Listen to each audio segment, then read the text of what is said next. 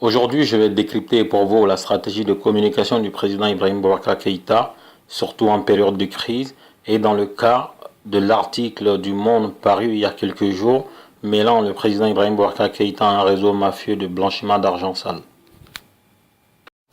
Dans son édition web, le journal Le Monde, dans une enquête sur le parrain corse lié à Charles Pasqua, homme politique français sulfuré, porte de graves accusations sur plusieurs présidents africains, dont Ibrahim Boubacar Keïta, président de la République du Mali.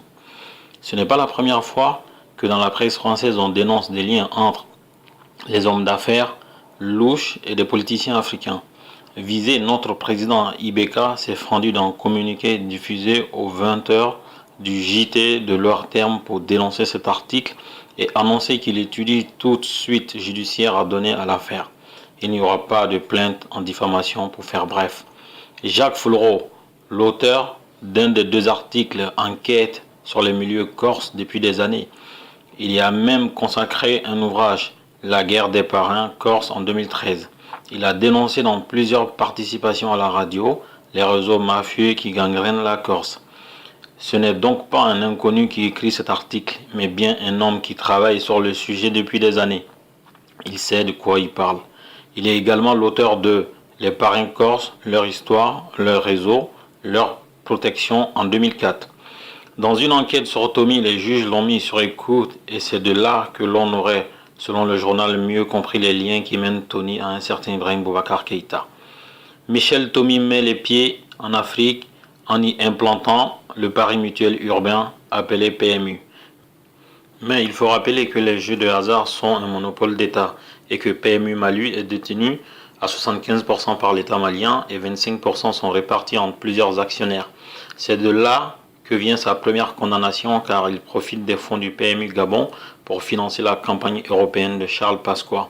On sait que les hommes politiques français sont friands de financements occultes provenant de l'Afrique.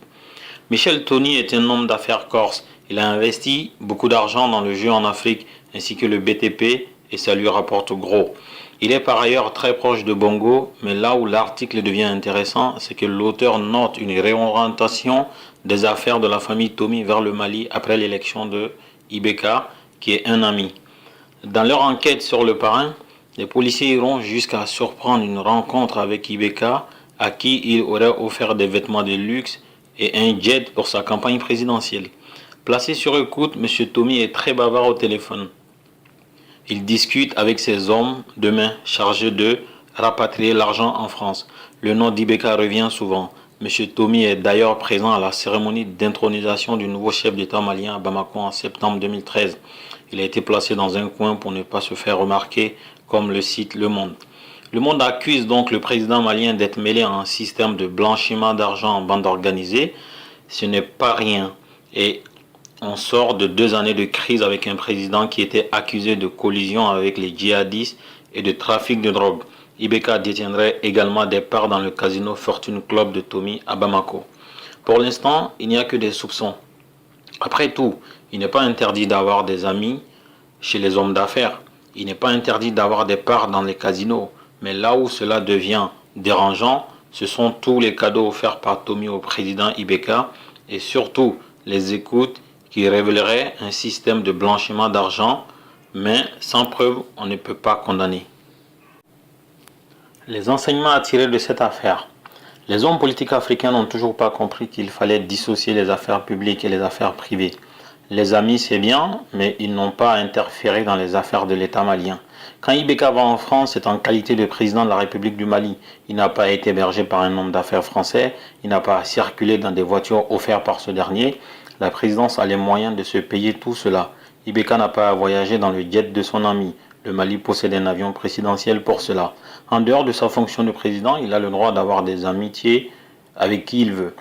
Ensuite, la communication à Koulouba est décidément très socialiste, très brouillonne et inefficace. Comment expliquer qu'un président de la République puisse se rabaisser à répondre à un article paru dans l'édition web du journal de 20h de l'ERTM. Le président est la plus haute fonction de l'État et n'a pas à donner une telle importance à un article, peu importe la teneur de ce dernier. À chaque fois qu'il jugera calomnieux un article qui paraîtra dans la presse, nous aurons certainement droit à un communiqué. Cela donne plus de force et plus de crédit à l'article et surtout donne l'impression d'une panique générale à Koulouba. Ce fut surprenant ce communiqué. Le président est pourtant entouré de journalistes et d'hommes de communication chèrement payés, mais ces derniers doivent sortir de leur bulle, regarder ce qui se fait ailleurs, prendre l'exemple sur le petit MNLA par exemple. Quand on se permet de dire que l'article a pour but de saboter les efforts de réconciliation du Mali, c'est vivre sur une autre planète. C'est un article de gens qui enquêtent sur des réseaux corses depuis des années, qui font des révélations. Certains se posent la question du calendrier. On ne voit pas ce que cet article va venir changer dans le processus de réconciliation qui est au point mort depuis 6 mois. On ne voit pas en quoi salir Ibeka ou mettre la pression sur lui peut changer dans le processus. Ce sont des analyses de griots et non de communicants en ordre de bataille. Que peut la justice française contre Ibeka? Et on parle de Bongo, débit dans l'article. Quel est le calendrier pour eux? Il faut cesser de voir le monde tourner autour de soi. Le 22 juin 2013, le journal Le Sphinx en parlait déjà et là, personne n'a parlé de complot. L'amateurisme dans la gestion de la com est visible à tous les niveaux de l'État malien. Ibeka est très influent au-delà du Mali. Ses réseaux de connexion devaient forcément être au courant de la sortie de cet article et même de l'enquête dirigée contre Tommy. Mais l'habitude de faire l'autruche finit par rendre aveugle. Une anticipation aurait suffi à dégonfler la bulle médiatique entretenue par le clan Ibeka lui-même à travers ce spécial 20h au JT de l'ORTM. Ibeka devrait revoir sa stratégie de communication, revoir la qualité et la quantité des hommes qui l'entourent, mettre de l'agressivité dans sa com et sans doute de l'arrogance.